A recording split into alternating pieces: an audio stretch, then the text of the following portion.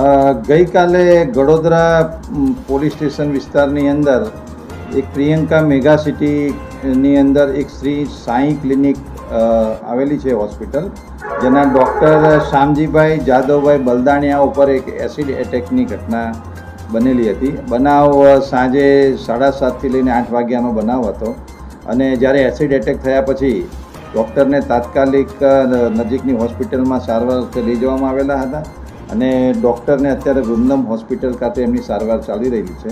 ગુનો ખૂબ જ ગંભીર પ્રકારનો હોય, પોલીસ તુરંત જ હરકતમાં આવીને તાત્કાલિક જે એસિડ હુમલો કરનાર વ્યક્તિ છે, જેનું નામ છે ધીરુભાઈ મસરીભાઈ કવાડ, જે 49 વર્ષની ઉંમરના છે અને B125 Sitaram society, Bombay market road, પૂણાનો રહેવાસી છે. એને પોલીસે ડિટેન કરેલો છે અને આગળની ધરપકડની પ્રક્રિયા ચાલુ છે. આરોપીની ધરપકડ બાદ તેને પોલીસ કસ્ટડી રિમાન્ડ પણ મેળવવામાં આવશે. પ્રાથમિક પૂછપરછમાં એવું ધ્યાને આવેલું છે કે જે ભોગ બનનાર છે ડૉક્ટર શામજીભાઈ, એમની બહેન અને આ જે એસિડ એટેક કરનાર ઈસમ છે તેની પત્ની બંને દેરાણી જેઠાણી હોય, કૌટુંબિક ઝઘડાનો છેલ્લા 8 વર્ષથી ચાલતો હોય. આ જે એસિડ ફેંકનારને એવો શક હતો કે આ ડૉક્ટર શામજીભાઈ છે, આ ઝઘડો કરાવવામાં એમનો મૂળ હાથ છે, તો એવો શંકાનો એમને રહેતા તેઓએ એસિડ એટેક કરેલો છે.